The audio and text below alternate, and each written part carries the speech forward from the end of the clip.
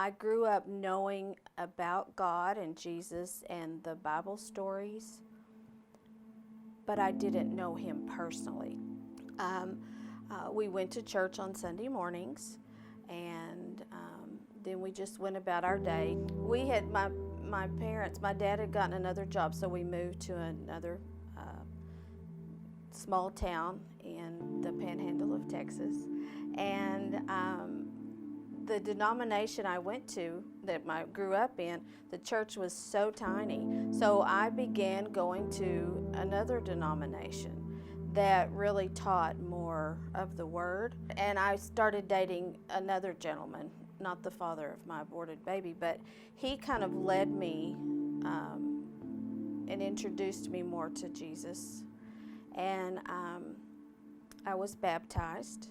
I had already known the father of my aborted child, but we weren't dating. So then my previous boyfriend went off to college, and then I started dating this young man, and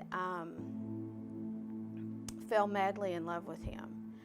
And one night, things got out of hand, and we did have consensual sexual relations, and I got pregnant the first time.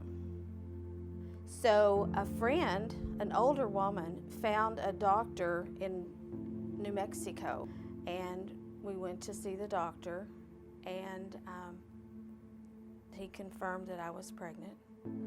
And my friend, before I went, she said, I think that something can be done about this.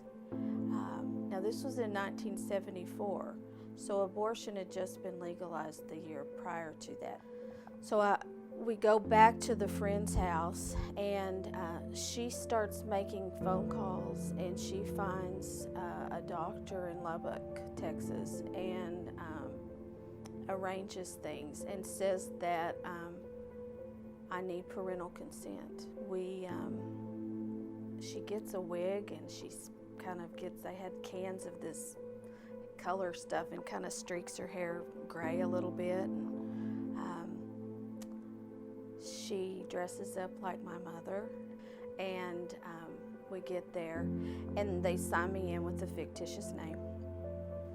They didn't care. They didn't even ask for ID. So they take me back, and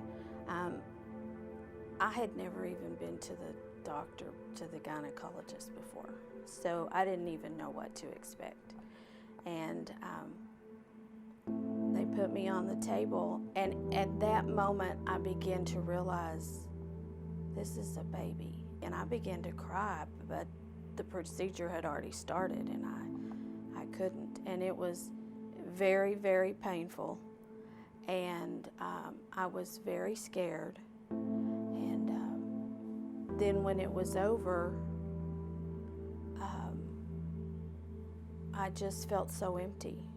I married him, and I was so depressed.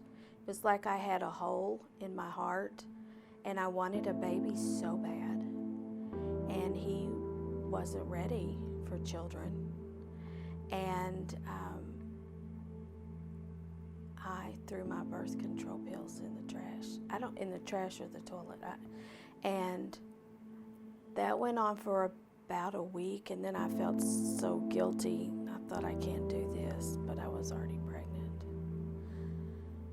Well, I was thrilled, and he was not thrilled. He was not happy at all.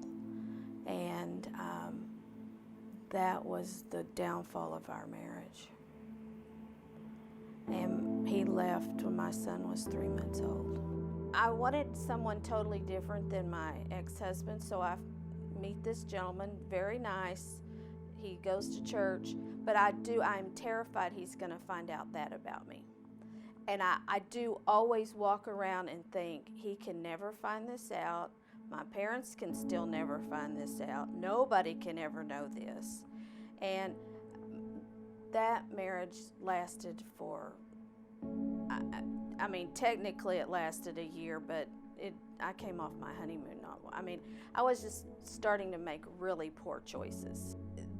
Then I meet my present husband, and he and I were not at all walking with the Lord, at all.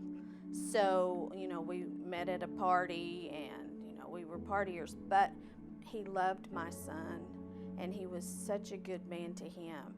And I did tell him.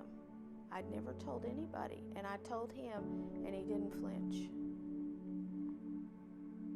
But I never talked to him about it again for 15 years. My husband and I had probably been married 12 or 13 years, and I decided, my brother was a Christian, he's younger than me, and he was staying with us, and he was reading his Bible, and so I thought, one Christmas season, you know what, I'm going to start reading my Bible. Like, I need one of those, and I'm going to start reading it. And I did, and it was just like the Lord was just speaking to me in these pages. I could not get enough. I couldn't get enough of that. I found a church. It was just like, I just couldn't get enough. So then I would get into some Bible studies after that. And I got into a Bible study, and there was a woman. It was the first night of class, and she's our leader, and she starts telling, hello, my name is, and, so she's going to tell a little bit about herself, and she tells about she had an abortion, and I'm sitting there in shock. I can't believe she said that. She said that out loud in front of people, and nobody bats an eye, and I don't admit it at that point. I'm just like in shock. Well, now I'm thinking there's two of us, at least there's two of us. So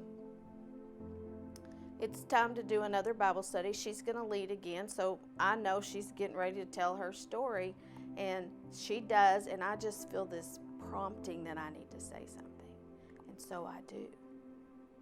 It was just kind of like a whirlwind after that, because I began to get involved with a group called Operation Outcry, and where we tell our stories, but and in the process of beginning ministry, and it has been quite a ride. Out of this horrible tragedy that God is using, He can really make beauty out of ashes. And He really can use because we do have, I know a lot of people don't want to hear about the enemy, but we do have one out there that wants to steal, kill, and destroy.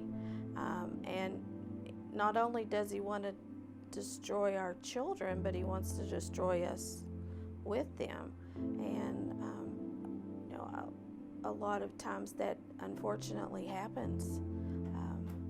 Because it's hard for people to recognize what's causing them to act out in certain ways. And so often it is abortion related. And so to be able to help women identify with that is most helpful.